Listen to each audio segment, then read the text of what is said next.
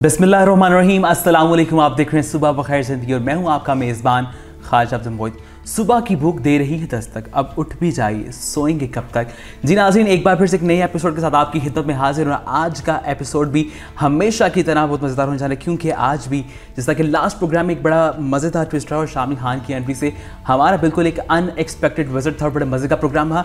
लेकिन आज भी बिल्कुल उसी तरह एक नया ट्विस्ट आ रहा है, यानी कि सुबह जो आजकल आ रही है हमारी ज़िंदगी में, वो कुछ अपने साथ रोशनियाँ लेकर आ रही है। मज़े मज़े की रोशनी हमारी ज़िंदगी में भी शामिल हो रही है। तो आज कौन सी ऐसी रोशनी इस प्रोग्राम में शामिल होगी और हमारे इस प्रोग्राम का हिस्सा बनेगी, उसके बारे में बताएंगे। लेकिन जनाब, अगर थोड़ा सा अपनी सोशल मीडिया की तरफ जाएं, हमारी रूटीन की बात करें, तो सुबह सुबह जब हम उठते हैं तो सबसे पहले हम मोबाइल पकड़ लेते हैं, फिर व्हाट्सएप को चेक करना और फिर तमाम जो सोशल मीडिया ऐप्स हैं उन पर जाना, फिर मेरे यहाँ से इंस्टाग्राम, फेसबुक, व्हाट्सएप, इनसे होते होते फिर हमारा तमाम अपने आप को फ्रेश करने का सफ़र जो है वहाँ की तरफ जाते हैं। तो मेरे यहाँ से आप लोग इंस्टाग्राम की बात करें तो इंस्टाग्राम पे आपको बहुत से इन्फ्लुएंसर जो हैं, ब्लॉगर्स जो हैं, और ब्लॉगिंग का आपने एक सिलसिला देखा होगा। तो ब्लॉगिंग, आपको एक बार फिर से बता दें कि ब्लॉगिंग क्या है। आप लोग डिफरेंट वेबसाइट्स पे या डिफरेंट हमारे सोशल मीडिया है, खासतौर पर इंस्टाग्राम को ये बड़ा यूज़ किया जा रहा है कि आप डिफरेंट टॉपिक्स के ऊपर बातचीत होती है। इन्फ्लुएंसर्स जो हैं, राइटर्स जो हैं, अपनी बात लिखते हैं किसी भी टॉपिक के मुतालिक, और लोगों को मैं समझता हूँ कि वो तबका है या वो एक हमारी कम्युनिटी का हिस्सा, जिसे कि हम अर्ली मेजॉरिटी कह सकते हैं, जो कि किसी भी मौजू का या किसी भी प्रोडक्ट को, किसी भी चीज़ को सबसे पहले इन तक पहुँचती है, फिर लोगों के तक इनके रिव्यूज़ पहुँचते हैं। और फिर बड़ा अच्छा सिलसिला जो कि मेरे ख्याल से कम्युनिकेशन का एक बिल्कुल ब्रिज जो है बना रहे हैं ब्लॉगर्स जो हैं। तो आज आप लोग समझ गए होंगे हमारे प्रोग्राम में एक ब्लॉगर मौजूद है, और सबसे इंटरेस्टिंग बात है कि उनका ताल्लुक ऑस्ट्रेलिया से और पाकिस्तान से भी उनका ताल्लुक है, और इसके अलावा वो डॉक्टर भी हैं। तो उनको तो हम अपनी गुफ्तगू में शामिल करेंगे, और यकीन इसका मतलब कि आज का जो प्रोग्राम है उनकी मौजूदगी से बड़ा मज़ेदार होगा। लेकिन उससे पहले एक और सरप्राइज़, एक और ट्विस्ट भी हमारे पास मौजूद है। हम उनका इंट्रोडक्शन करवाएंगे अपने गेस्ट। लेकिन हमारे पास आज ट्विस्ट क्या है कि लोग समझ रहे होंगे कि शायद सियालकोट में इमरान खान साहब आए तो हमारे प्रोग्राम में वो आ रहे हैं। बिल्कुल ऐसा नहीं है, इमरान खान साहब हमारा ट्विस्ट नहीं है। हमारा ट्विस्ट आज कुछ इस तरह है कि SFTV की स्क्रीन पर एक नई होस्ट नजर आने जा रही है, और आज उन नई होस्ट का भी हम आपसे तारुफ करवाएंगे, फिर प्रोग्राम उनको साथ करेंगे और प्रोग्राम में उनकी बातें भी सुनेंगे कि हमारी जो नई होस्ट है उनकी एनर्जी कैसी है। तो सबसे पहले मेरे ख्याल से वेलकम कर लेते हैं, हमारे साथ मौजूद हैं SFTV की upcoming host Zainab Ishaq. Thank you Mohit, इतना अच्छा इंट्रोडक्शन दिया। एंड अस्सलाम वालेकुम व्यूअर्स, मैं हूं अब आपकी नई होस्ट ज़ैनब इसहाक। आप लोग मुझे बहुत जल्द SFTV के बहुत से शोज़ में देखेंगे, और इसके बारे में हम उसमें बहुत सी नई चीज़ें लाएंगे, बहुत फन एक्टिविटीज़ करेंगे। लेकिन अभी मैं आपको ज़्यादा नहीं बता सकती। बिल्कुल ज़्यादा नहीं, क्योंकि सस्पेंस भी रखना है। अभी आपका प्रोग्राम क्या होगा, उसका नाम क्या होगा, उसमें आप क्या ज़्यादा बातें बिल्कुल भी नहीं करने देगा, आपने देख ही लिए। बिल्कुल, तो वैसे भी मेरा प्रोग्राम है तो आप मेरे साइड पर मौजूद हो, तो मेरे हाथ से मेरी कोशिश होगी कि आपको ज़्यादा बातें ना करें। बिल्कुल जी जनाब, हमारे मेहमान को भी शामिल करेंगे गुफ्तगू में, उनसे भी बात करेंगे। तो आज हमारे साथ मौजूद है स्टूडियो में doctor Saman Tariq, influencer and blogger. अस्सलाम वालेकुम। वालेकुम सलाम मोहित, कैसे हैं आप? अल्हम्दुलिल्लाह, आप कैसे डॉक्टर साहब? ठीक है, अल्हम्दुलिल्लाह, बिल्कुल ठीक। This is a new introduction that I got today. आज से पहले हमेशा मुझे एक डॉक्टर की तरह इंट्रोड्यूस किया जाता था। This is the first time I am ever introduced as a blogger. I am really excited about it too. बिल्कुल, बल्कि thank you so much, it's honoured कि आप हमारे साथ प्रोग्राम में, और आज जो हम गुफ्तगू करेंगे इंशाल्लाह उससे भी जो लोगों तक हम पैगाम पहुंचाना चाहते हैं। ब्लॉगिंग के हवाले से हमने आपका तारुफ इसलिए भी करवाया क्योंकि मेरे ख्याल से जो ये मेजॉरिटी या ये जो कह लें एक हम स्पेसिफिक कम्युनिटी है जो ब्लॉगर्स की, वो इन्फ्लुएंस जो करते हैं लोगों को, बिल्कुल एक बड़ा असरअंदाज होते हैं लोग उनकी चीज़ों से, उनकी बातों से, जो रिव्यू लिखा जाता है या किसी भी मौजू पे। तो यकीन कम्युनिकेशन से हमारा भी ताल्लुक है। हम थैलेसीमिया के हवाले से बाकी दीगर बीमारियों पर जो काम कर रहे हैं, तो लोगों तक वो बात पहुँचाना बड़ा ज़रूरी है। तो मेरे ख्याल से आपका किरदार जो है बड़ा अहम होगा। तो मेरे ख्याल से सवालात हमारी अब पिटारी में आज काफ़ी हैं। तो ज़ैनब, मेरे ख्याल से बहुत से क्वेश्चन आपके लिए रखे हुए हैं, हम बहुत एक्साइटेड से आपसे मिलने के लिए और आपका इंटरव्यू के लिए। तो सबसे पहले तो समझ मैं आपसे ये पूछूंगी कि पाकिस्तान से ऑस्ट्रेलिया और फिर ऑस्ट्रेलिया से पाकिस्तान है, आपका सफ़र कैसा रहा है? मतलब आपने क्या मतलब फ़ील किया, कैसा कुछ बताएंगे हमें उस बारे में? जैसे कि व्हेन यू यंग, आपने एक प्लान किया होता है your life that you going to move on that path. मेरा ऐसा नहीं था। I had always envision my life in Pakistan, यहाँ पे आगे पढ़ना या यहीं पे स्पेशलाइज करना।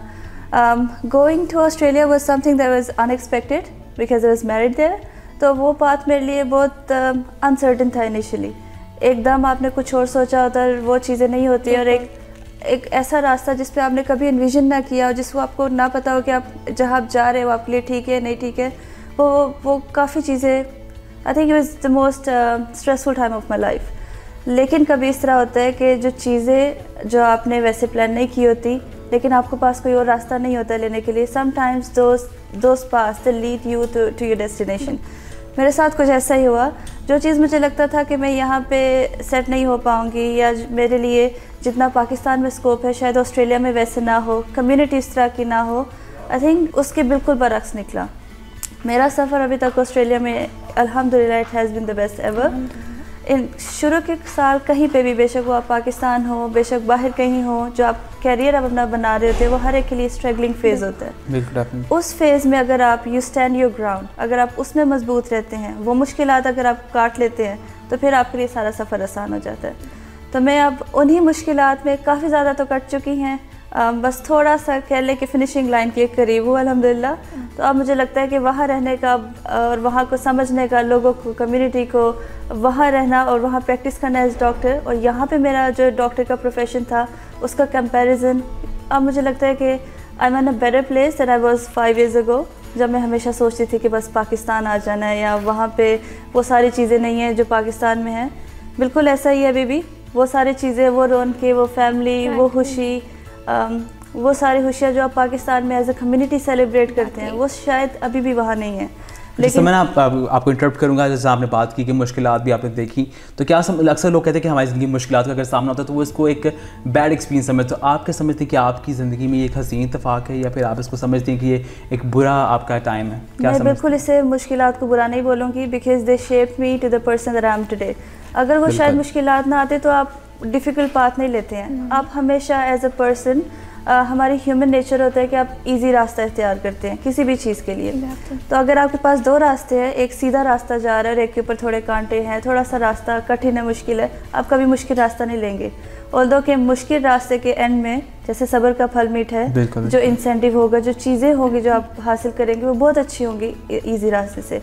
तो मुझे मेरी मजबूरी थी वो रास्ता लेना, वहाँ पे जाके एक नई जगह पे जाके अपने आप को मनवाना, क्योंकि पाकिस्तान में जो आपने पढ़ा हो वो रिकग्नाइज नहीं होता है बाहर। तो एक ये खौफ के शुरू के जो साल, जो क्रूशियल साल होते हैं, अगर मैं पाकिस्तान में होती शायद मैं ट्रेनिंग के अंदर चली जाती उतना साल पढ़ के, वो साल मुझे ऑस्ट्रेलिया में सिर्फ वहाँ की रिकग्नाइज होने के लिए कि हाँ जो मैंने सनत एक यहाँ पे हासिल की MBBS वो रिकग्नाइज एक अच्छे इदारे से थी, सिर्फ वो अपने काम को, अपनी पढ़ाई को रिकग्नाइज करवाने के लिए वो साल गुजर गई।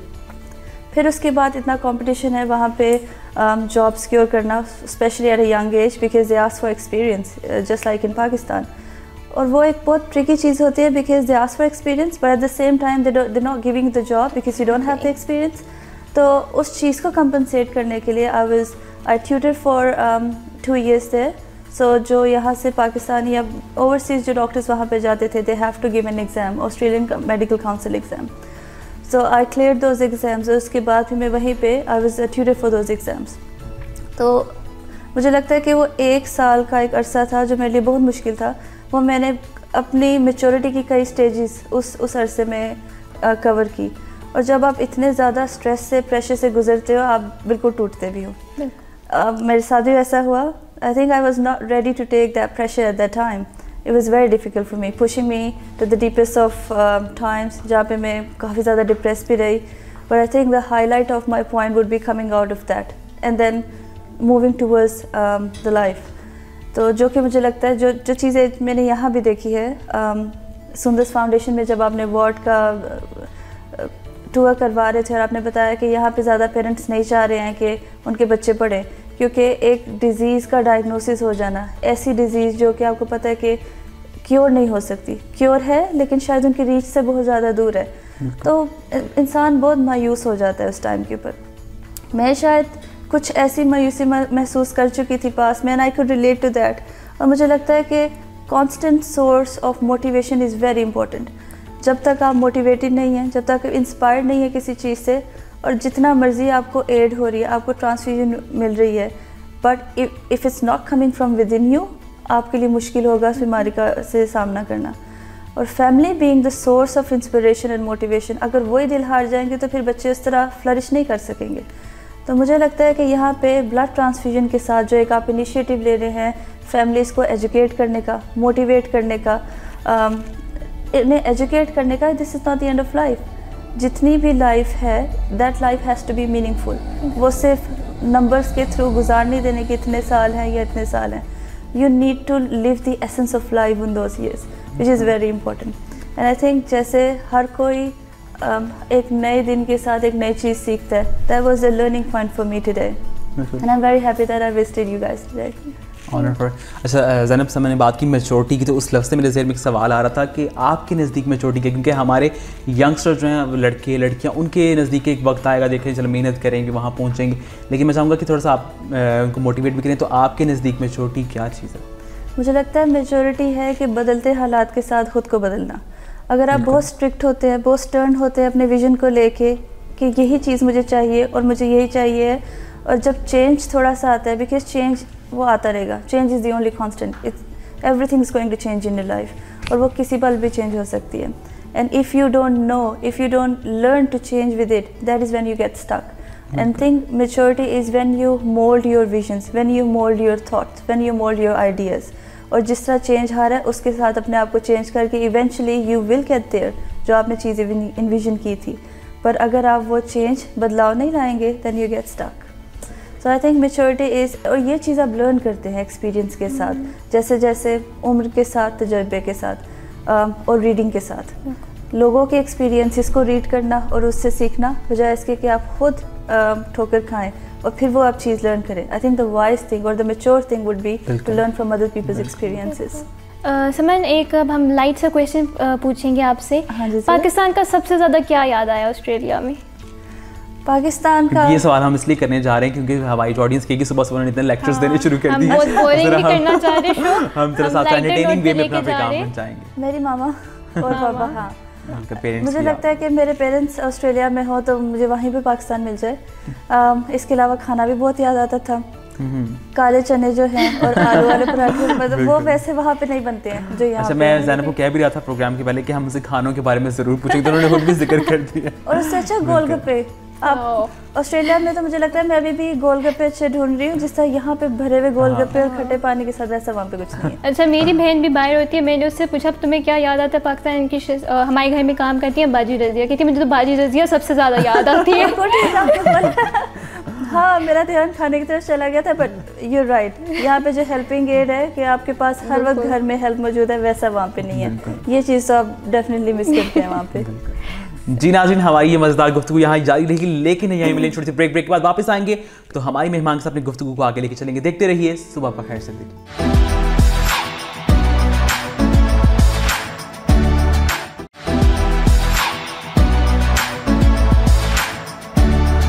Welcome back. ब्रेक से वापस आ चुके हैं, आप देख रहे हैं प्रोग्राम सुबह पर खैर जिंदगी. आज हमारे साथ स्टूडियोज में मौजूद है डॉक्टर समन तारिक, और हमारे साथ जो हमारी न्यू होस्ट भी ज़ैनब भी मौजूद है. तो बातें चल रही हैं और बड़ा मजे का टॉपिक भी अब हम स्टार्ट करेंगे. तो ब्लॉगिंग के हवाले से भी ज़ैनब कुछ बात करनी चाहिए. Saman, as a female I want to ask this question from you कि क्या आपके लिए ब्लॉगिंग करना मुश्किल नहीं हो जाता? Like as a by profession आप डॉक्टर हैं, ठीक है, वहाँ पे सारा कुछ काम खुद करना. ऑस्ट्रेलिया में आपकी एक माशाल्लाह छोटी सी प्यारी सी बेटी मरजान भी है, उसको देखना, घर देखना, फिर मतलब ब्लॉगिंग साथ करना, किस तरह आप टाइम निकाल पाती हैं इस चीज़ के लिए? देखिए, blogging was always at the back of my mind. वो एक ऐसी चीज़ जो मैं हमेशा करना चाहती थी अपने लिए. I am a doctor by profession, but I have this love for reading and writing. तो मुझे लगता था, और बहुत अरसे से मुझे लगता था कि जो मैं लिख रही हूँ या जो मैं पढ़ रही हूँ शायद मैं ही समझ पाती हूँ. If I right it and put it in a public platform, people they won't understand it. और ब्लॉगिंग स्टार्ट करना एक बहुत इम्पल्सिव डिसीजन था जो मैंने स्टार्ट किया, और इसका रिस्पॉन्स अच्छा मिला. पर जैसे आपने बोला कि मैं वहाँ पे बहुत ज़्यादा बिजी थी. बहुत लोगों का इनपुट, जब आप कोई चीज़ स्टार्ट करते हो तो लोग advice started pouring in from all the directions. Some people they wanted me to make it a medical blog, और मुझे लगता था कि एक चीज़ में क्लिनिक में ऑलरेडी कर रही हूँ. Most of my mind is distracted by it, और फिर मैं वही चीज़ ब्लॉगिंग में नहीं करना चाहती थी. I wanted blogging to reflect what I am as a person. तो इसलिए मैंने इसको एंड अगेन मरजान बेटी के साथ इट वॉज़ वेरी डिफ़िकल्ट. तो ऑस्ट्रेलिया में मैं उस तरह ब्लॉगिंग को टाइम नहीं दे पा रही थी. Whereas when I came to Pakistan, this is the break that I got, और मैं ज़्यादा थोड़ी एक्टिव हुई ब्लॉगिंग के ऊपर. और जो शुरू में ब्लॉगिंग को लेके आइडिया था that I wanted to write, मुझे लगता है वो थोड़ा सा दरमियान में लॉस्ट हो गया था. जब मैं बहुत बिजी हो गई, मुझे लगा कि मैंने ये एडेड रिस्पॉन्सिबिलिटी ले ली है जो शायद मैं बहुत अच्छी तरह अंजाम नहीं दे सकूँगी. Maybe I should quit, maybe I should just back off. Pakistan आने के बाद मुझे ज़्यादा I had ample time in hand, and मैंने सोचा कि no, I should just give it a try, और ट्राई करना शुरू किया. और मुझे फ़ील हो रहा था मैं काफ़ी अरसे से थोड़ी लॉस थी. you need a direction, you need a way to go forward, and I think this coming here was that way. जब आप we all have a responsibility towards the community. जब हम लोग वो responsibility सही तरह अंजाम नहीं देते हैं, you would always feel that restlessness in your heart. And I felt like home coming here, क्योंकि मुझे लगता है this is the right thing that I'm doing. और इसी तरह हम सबको, जो आप लोग घर बैठे हुए हैं, जो हम लोग यहाँ हैं, we all have a duty to that we need to do. वो ड्यूटी क्या है? To take care and to look after our fellow beings. आपके घर के करीब, आपके इर्द गिर्द विसिनिटी में जो लोग हैं जो सफ़र कर रहे हैं, अगर आप उनकी माली मदद नहीं कर सकते, अखलाकी मदद नहीं कर सकते, एटलीस्ट आप लोगों को मैसेज स्प्रेड करें, लोगों तक, वो लोग जो मदद कर सकते हैं उनकी, वहाँ तक message पहुँचाएँ. So there is not just one way of helping others. There are multiple ways. और अगर आप you just set your mind to it, तो फिर रास्ते खुद ही खुलते जाएंगे. तो समन, आपके कंटेंट की लाइक बेस क्या है? आप किसी लाइक स्पेसिफिक चीज़ के बारे में तो नहीं करती, लाइक रैंडम स्टफ है या कोई आप मेडिकल, जैसे आपने कहा क्लिनिकल मतलब नहीं करती स्टफ, तो क्या है? I do it, but I had taken a break from it for a while. Australia में मैंने किया, उसके बाद थोड़ा ब्रेक लिया. जैसे मैंने बोला कि ये वो टाइम था कि जब मैं अनश्योर हो गई थी, should I proceed forward or should I not? क्योंकि जैसे मैंने बोला कि जब भी आप कोई चीज़ स्टार्ट करते हैं, you would have lots of people, बहुत सी जो आपने मांगी भी नहीं होती वो भी, लेकिन आप उन्हें सीखते हैं और जो आपके पास आ रही होती है. And you keep on thinking if what you did was the right decision. क्या आपको ये चीज़ करनी चाहिए थी या नहीं करनी चाहिए थी? Everything you do, you just view it as a question mark. Was it the right thing और द रॉन्ग थिंग? जब आप ये एक सवाल भूल जाएंगे कि यह मैंने ठीक किया या नहीं किया, बस जो दिल कर रहा है, what you really feel about, you do it and then leave the rest. जब आप सिर्फ अपनी अकल और समझ और फहम से वो चीज़ सोचेंगे, बजाय इसके कि 10 लोगों ने ये बोला और आपको 10 लोगों को खुश करना है, I think that is when you find the right vision. तो मेरा ब्लॉग, जैसे मैंने बोला कि राइटिंग के बारे में था, अब हर कोई उस तरह, they don't want to read, you know, they want to see fashion, they want to see that you're coming up with the latest trends. So in that effort to please everyone, I think for a minute period of time, I was doing everything. But now I feel like I've found my focus. I know what I need to do and what I don't want to do. मैं अपने blog को सिर्फ एक specific एक चीज़ के लिए नहीं रखना चाहती, because then I would be bored from it. मैं शायद वो नहीं करना चाहूँगी. I want it to be like an open book. जो चीज़ मुझे अच्छी लग रही है, जो चीज़ मुझे मोटिवेट कर रही है, जो चीज़ मुझे इंस्पायर कर रही है, I would want it to be there, ताकि अगर कोई इंसान वहाँ जाके कुछ देखता है, they would know a piece of me. My blog should reflect what I am as a person. तो जो चीज़ आपको देखने में पता चलेगी. अच्छा समन, ये भी जहाँ ब्लॉगिंग की बात हो रही थी, एक ये भी कॉन्सेप्ट है लोगों में, जैसे हमने पहले भी प्रोग्राम में डिस्कस किया कि हम इनको अर्ली मेजॉरिटी कहते हैं, लोगों को इन्फ्लुएंस करते हैं, लोगों को रिव्यू देते हैं, मोटिवेट करते हैं चीज़ों के मतलब, या आगाह करते हैं, हम ये भी कह सकते हैं. तो आपको क्या लगता है कि लोगों को सोसाइटी में एक चेंज लाने में, लोगों के अंदर ऐसा कम्युनिकेशन ब्रिज बनाने में, क्या ये ब्लॉगर्स जो है वो सक्सेसफुल भी हैं? क्योंकि डिफरेंट लोग हैं, क्योंकि आप उन तमाम ब्लॉगर्स के इस टाइम रिप्रेजेंटेटिव के तौर पर भी हैं, क्योंकि ज़ाहिर आप उस कम्युनिटी का हिस्सा हैं जो ब्लॉगर्स हैं. तो क्या आपको समझते हैं कि तमाम लोग जो ब्लॉगर्स हैं वो काम कर रहे हैं, वो सक्सेसफुली काम कर भी रहे हैं? क्योंकि बहुत जगह मैं डिसअपॉइंट हूँ कि जो कंटेंट देना चाहिए पब्लिक को वो नहीं दिया जाता. तो क्या आप समझते हैं कि ब्लॉगिंग एक ऐसा शोबा है जो कम्युनिकेशन जो है वो हेल्दी कन्वर्सेशन स्प्रेड करे, या फिर उसमें कोई कहीं आपको समझते हैं कि ऐसे लोग भी हैं जो सही से अपना रोल प्ले नहीं कर रहे? देखिए, blogging is very important part of this society now, क्योंकि वाकई जैसे आपने बोला, ये चीज़ें लोगों को इन्फ्लुएंस कर रही हैं. I was influenced by some people. See, every one of us, you would unconsciously be following someone, be following something that you've seen on a TV or a blog. तो अगर आप कॉन्शियसली इस चीज़ को नहीं भी रजिस्टर करते, लेकिन unconsciously आपके एक्शंस, आपके अल्फाज, आपकी सोच इन्फ्लुएंस होती है. There are many good bloggers out there. One of the few that I would like to mention is Shahzeen. She is also Australia based, पर उनके जो इनिशिएटिव्स हैं, you would know that many people will follow it. वो community के अंदर जो छोटे छोटे चेंजेस हैं जहाँ से स्टार्ट होते हैं, she is a big advocate of it. She is very passionate about plants, about the environment. और मुझे लगता है कि I was not a plant person, but with time I notice कि मुझे लग रहा है कि हाँ, मेरी सोच थोड़ी चेंज हो रही है. मैं I was the kind of person जो मैं आर्टिफिशियल पौधे रख लूँगी ताकि मुझे इनके मेंटेन करने के लिए कुछ ज़्यादा मेहनत ना करनी पड़े. But now my perspective is changing. Instead of using the things जो जैसे प्लास्टिक है या शॉपिंग बैग्स है जिन्हें आप डिग्रेड करने, जिन्हें आप रीयूज़ नहीं कर सकते हैं, तो दिस इज़, आप उन चीज़ों को को आप ऑल्टरनेटली यूज़ करें, जो चीज़ आप रीयूज़ कर सकते हैं। I think this is one thing that I learn from शहज़ीन।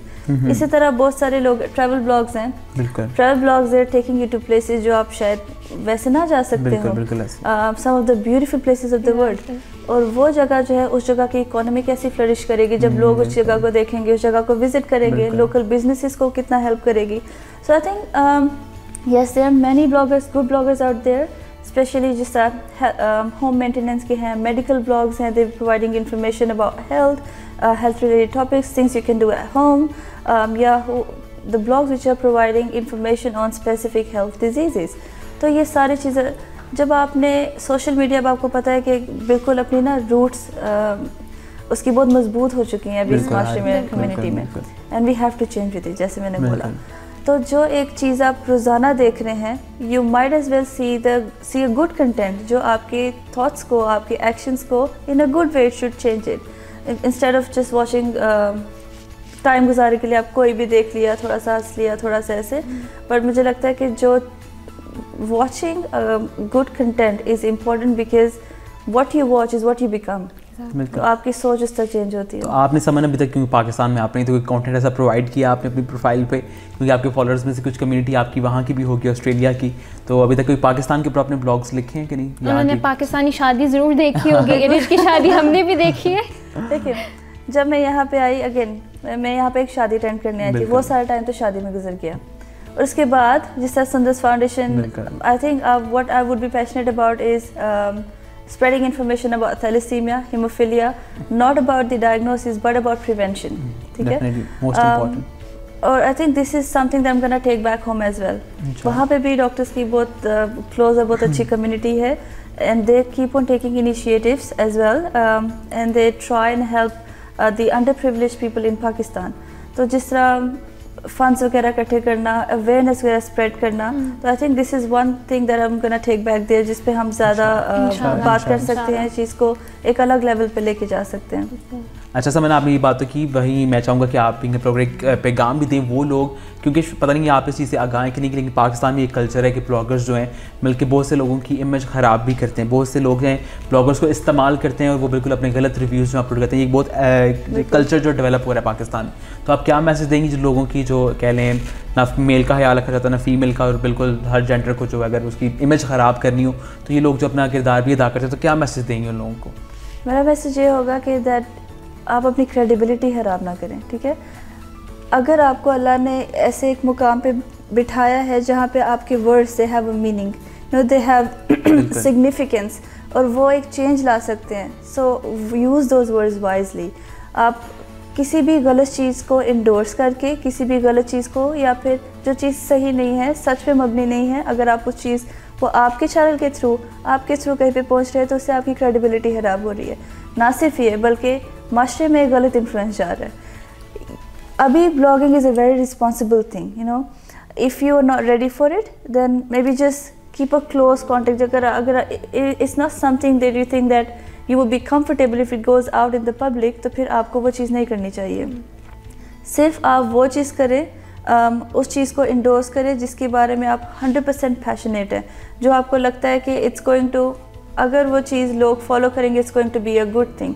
बल्कि अगर कोई ऐसी चीज़ होगी कि जिससे कम्युनिटी के अंदर एक नेगेटिव वेव जनरेट हो, एक फ्रस्ट्रेशन बिल्ड हो, या एक नेगेटिव फीलिंग या चीज़ जनरेट हो, it's not going to be a good thing. तो as a blogger this is responsibility that you carry with you. You have to be really wise with what you say, with what you show, and with what you write. बिल्कुल जी नाज़रीन, तमाम लोगों को अपनी responsibility है जो उसको अदा करना चाहिए, और इसी तरह जो माशरे हैं वो तरक्की की तरफ गामज़न होते हैं। यही लेंगे छोटा सा ब्रेक के बाद वापस आएंगे, मजीद बातें होंगी, कुछ मजीद हमारे सवाल तो हमारी गेम्स हैं वो हम अपने गेस्ट से करेंगे। तो हमारे साथ ही रहिए और देखते रहिए सुबह बखैर ज़िंदगी।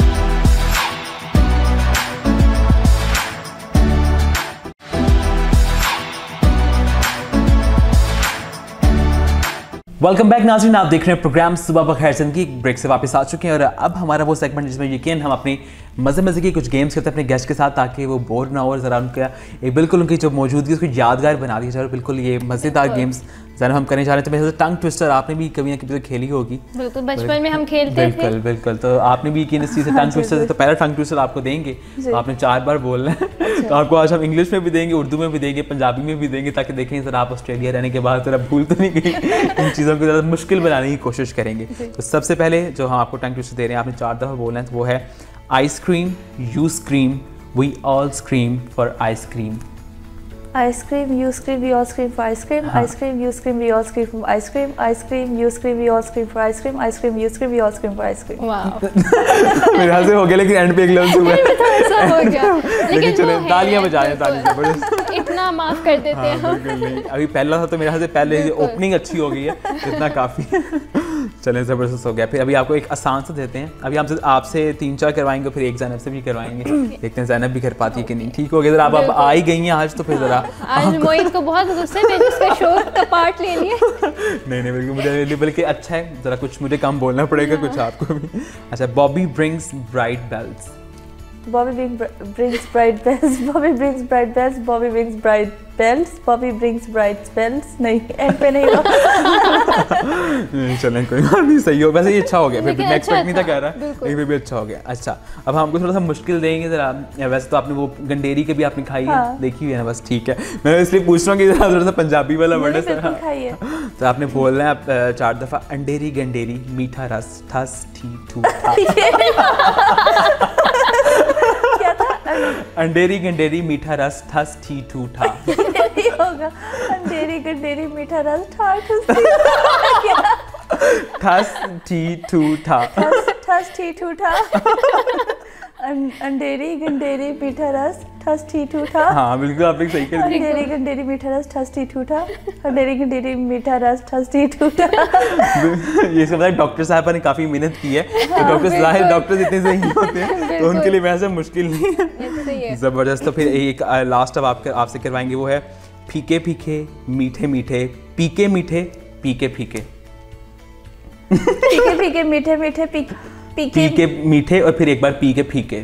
कभी बार ऐसा होता है कि हम पहले एक चीज़ पीछे हमें मीठी लगती है, फिर दोबारा पीते हैं तो फीकी भी लगती है, तो बस ये आप बना लें सिचुएशन। फीके फीके मीठे मीठे पीके मीठे पीके फीके। हाँ, मीठे एक दफ़ा फीके फीके मीठे मीठे, ये एक हो गया पार्ट। हाँ। फिर एक दफ़ा पी के मीठे और फिर एक दफ़ा पी के फीके। अच्छा, ठीक है। फीके फीके मीठे मीठे पीके फीके पीके मीठे पीके पीके मीठे मीठे पीके पीके पीके मीठे पीके पीके पीके पीके। ये वो पीके फिल्म पीके पीके, ये आपको कह रही थी पीके पीके। सही। चलें, जबरदस्ती वेरी वेल डन, तालियां बजा दें एक बार समझ के। बहुत अच्छा किया, जबरदस्त हो गया। अच्छा जी, तो अब मेरे ख्याल से हमारी जो न्यू होस्ट है इनको भी करवाना चाहिए। तुम मैं तुम, वो तुम ये तुम मैं। तुम मैं तुम ये तुम वो तुम ये तुम मैं। तुम मैं तुम ये तुम वो तुम ये तुम। अच्छा किया जाना। ये नहीं देखा, मुझे भूल ही गया, इतना लंबा आपने मुझे दिए। करें, ट्राई करें। तुम मैं तुम ये तुम वो तुम मैं। ठीक है, तुम मैं ये तुम मैं तुम वो तुम बिल्कुल, तुम सब कुछ हो गया। सब कुछ बिल्कुल, सब लोगों की बात हो रही है। तुम भी हैं, आप भी हैं, हम भी हैं, ये भी हैं, वो भी हैं, सब लोगों की बात हो रही है। तो मेरे ख्याल से ये गेम ने काफ़ी हमें एंजॉय करवा दिया। तो तमाम देखने वालों ने भी यकीन इस गेम को एंजॉय किया। अगर हम बढ़ेंगे अपनी नेक्स्ट गेम की तरफ, और हमारी नेक्स्ट गेम भी बड़े मज़े की, जिसका नाम है कुछ कहा क्या। कुछ कहा क्या में होता है कि हम आपको हेडफोन्स देंगे, आपने अपने कानों पे लगाने और मैं कुछ वर्ड्स बोलूँगा और आपने वो लिप सिंक से आपने गेस करना है कि मैं क्या बोल रहा हूँ। ठीक है, अगर आपको आवाज़ नहीं आ रही होगी। चलें, ये जी हेडफोन्स। Thank you. चल जी, तो टीम से रिक्वेस्ट है काइंडली म्यूज़िक लगा दो और हम बढ़ेंगे अपनी पहले वर्ड की तरफ। तो आवाज़ आ रही है आपको? आवाज़ आ रही है? नहीं आ रही। आवाज़ आ रही है? इसका मतलब उनको आवाज़ नहीं आ रही। तो हमारा जो पहला वर्ड है वो है फूलों की खुशबू। फूलों की खुशबू। बोलोगी नहीं तो फूलों की खुशबू। फूलो फलो खुश रहो। फूलों फलो की बाद में। फूलों की खुशबू। फूलों की खुशबू। जबरदस्त, तालियां। पहला तो ठीक हो गया आपका, पहला आपने बिल्कुल सही गेस कर लिया। अब दूसरा वर्ड जो है हमारा वो है दरख्त के पत्ते। दरख्त का पत्ता। वाओ, हाँ ये भी गेस कर लीजिए, आवाज तो नहीं आ रही आपको? चलो ये भी सही हो गया। नेक्स्ट हम करते हैं जी, बुलबुल का बच्चा। मुर्गी का बच्चा। बुलबुल, बुलबुल, बुलबुल का बच्चा। हाँ बुलबुल का बच्चा। जबरदस्ती जबरदस्त। लास्ट अब करेंगे मेज और कुर्सी। मेज और कुर्सी। भैंस और खुशी। भैंस के साथ खुशी। मेज और कुर्सी। मेज। भैंस। मेज। मेज। बेइज्जती। मेज। मेज। पेट। मेज। मेज। बेंच। मेज। करीब करीब करीब है। करीब करीब। मेज। मेज। मेज और कुर्सी। मेज और कुर्सी। बहन की चूड़ियां। उतार दे उतार दे उतार दे उतार दो। उतार दे। उतार दो। हाँ उतार दे ओके। ये लास्ट होता है मेज और कुर्सी। आपने बहन की चूड़ी। बिल्कुल ये बड़ा फनी हो गया, बड़ा मजे का। जो मैं एक्सपेक्ट कर रहा था कि जितना फन हो उतना ही हुआ है। तो मेरे ख्याल से आपने एंजॉय की होंगी ये गेम्स। और बल्कि समझ कितनी देर बाद गेम्स खेली हैं, थोड़ा सा ये भी बताएं कि गेम्स खेलती रहती है बच्चों के। मैं आपको बताऊं, हम रोज रात को गेम्स ही खेलते हैं। बिल्कुल ये अच्छा हो गया ना फिर। तो फिर we are 5 siblings, तो मुझे उनमें से मैं और जो सबसे छोटी बहन है हमें बहुत ज्यादा शौक है। तो हम पिक्शनरी या ऊनो या लूडो या गेम्स पर ये वाली तो ऐसे बात खेली है। वो होता है ना, कहते डॉक्टर बड़े बोरिंग होते हैं, इसका मतलब आप बिल्कुल लाइफ को एंजॉय करना चाहिए। यही बिल्कुल एक मैसेज भी तमाम लोगों के लिए, वैसे स्पेशली वो खवातीन जो हमें देख रही हैं उनके लिए पैगाम है कि अपनी जो भी आपकी ज़िंदगी में मामला चल रहे हैं, लेकिन साथ साथ तरह जिंदगी वो एंजॉय करें। उसकी जो रंगीनी है, उसकी जो खुशबू है अपनी ज़िंदगी में, वो एसेंस जो है बरकरार रहनी चाहिए। तो बिल्कुल एक मिसाल हमारे साथ यहाँ मौजूद है, उन्होंने बताया भी। अगर आप वेट करते रहेंगे कि ये मसला हल हो जाए तो फिर मैं ये चीज़ करूँगा, ये मसले ज़िंदगी के साथ चलते रहेंगे। But we need to learn to live with them. और उनके साथ ये जितनी छोटी छोटी खुशियाँ सबको महसूस करना, इन सबको एंजॉय करना बहुत ज़रूरी है। तो लाइफ इज़ वेरी ड्राई। बिल्कुल। जैसे भी समय हम एंडिंग की तरफ जा रहे हैं, तो ज़रा हम एंडिंग को भी करें, तो हमारे पे कुछ ही मिनट रह गए। लेकिन उससे पहले ज़रा आपने, जैसे आपकी सिस्टर की शादी थी तो आप आई पाकिस्तान, तो वो शादी का कैसा एक्सपीरियंस रहा? क्योंकि ज़रा ऑस्ट्रेलिया की शादी थोड़ी सी मुख्तलिफ होती होंगी, लेकिन पाकिस्तानी कम्युनिटी वहाँ भी बड़े ढोलों के साथ और बड़े धूम धड़के से करते ही होंगे, लेकिन पाकिस्तान में कैसा एंजॉय किया शादी को? बिल्कुल बहुत ज़्यादा किया। वहाँ से आते हुए क्योंकि आपको पता था कि ऑस्ट्रेलिया में भी तब हालात इतने फेवरेबल नहीं थे, बहुत मुश्किल था वहाँ से आना। मेरे हस्बैंड ने मुझे बोला कि देखो समन, ये तो कौन सी बहुत बड़ी शादी है, बस 35-40 लोग तो होंगे। तो इस पे तो मुझे इतना फील हुआ कि बेशक 40 लोग हो, बेशक 400 लोग हो, शादी तो मेरी बहन की है, फैमिली तो सब इकट्ठी होगी। पर I think that was the best decision that I made कि मैं वापस यहाँ पे आई। जिस तरह की बाकी शादियों का एक था कि बहुत ज़्यादा हल्ला गुल्ला, बहुत ज़्यादा रश होता था हॉल में, अगर मैं अपनी शादी से कंपेयर करूँ, मुझे नहीं लगता मैं सब लोगों से मिल पाई थी। जो कोविड वेडिंग का एक जो था कि एक बहुत छोटा इंटीमेट सा अफेयर था, आप सब लोगों को जानते थे, आप सबको वक्त दे पा रहे थे, सबसे मिल पा रहे थे, और आप सही में उस शादी को एंजॉय किया। तो वाकई was a very good experience that we had. तो जी समन, अब जैसे हमारा शो एंड हो रहा है, तो एंड पे मैं आपसे ये क्वेश्चन पूछूंगी। तो जैसा आज की जो हमारी यूथ है, जनरेशन है, वो थैलेसीमिया को बहुत हंसी मजाक में उड़ा देते हैं। इसके बारे में अगर हम उन्हें अवेयर करना चाहते हैं, वो मतलब इन अ नॉन सीरियस वे ले लेते हैं, तो आप उन्हें क्या मैसेज देना चाहेंगे?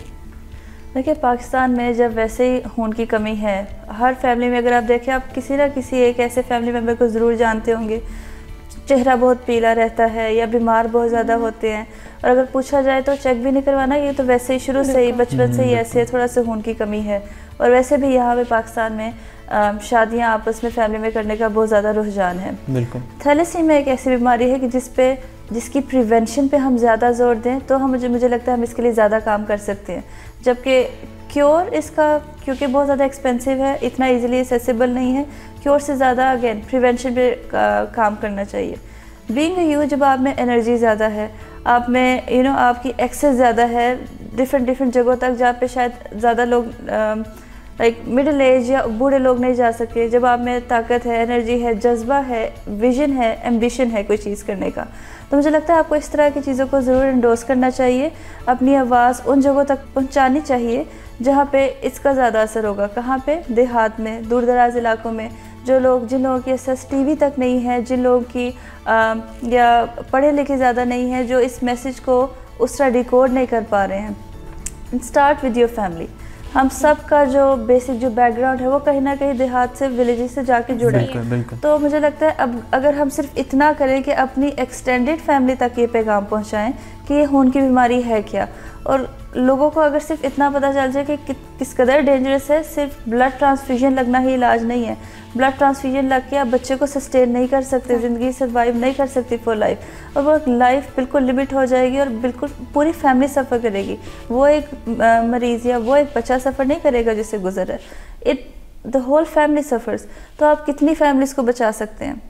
और जिस तरह one easy thing that we can ensure that happens in our family is make sure that we all get tested before you marry, especially अगर cousin marriages हैं। the one thing that you can change is do a simple test।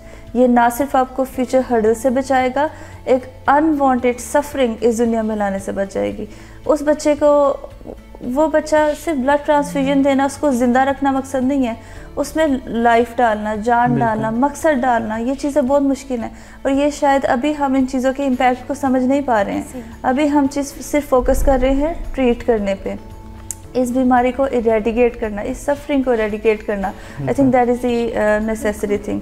तो हम सारे इसमें अपना छोटा छोटा भी रोल प्ले करेंगे तो I think it's going to make a huge difference.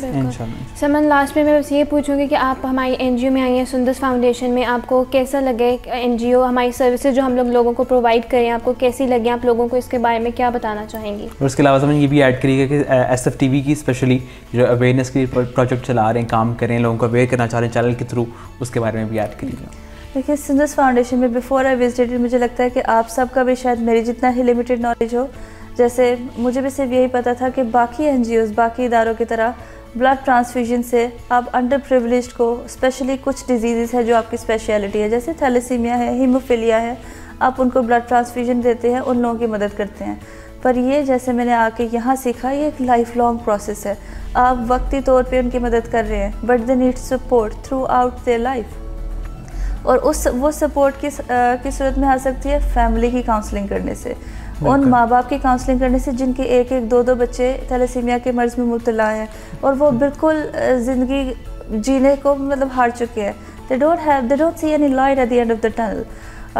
जो मुझे लगता है कि Sundas foundation has taken this initiative, लोगों में अवेयरनेस पैदा करना और प्रिवेंशन पे जितना वो लोग काम कर रहे हैं कि क्या ऐसी चीज़ें हैं कि आप प्रिवेंट कर सकते हैं, क्या ऐसी चीज़ें हैं जो आप स्क्रीनिंग कर सकते हैं डिज़ीज़ को रोकने के लिए, जो बहुत इंपॉर्टेंट है।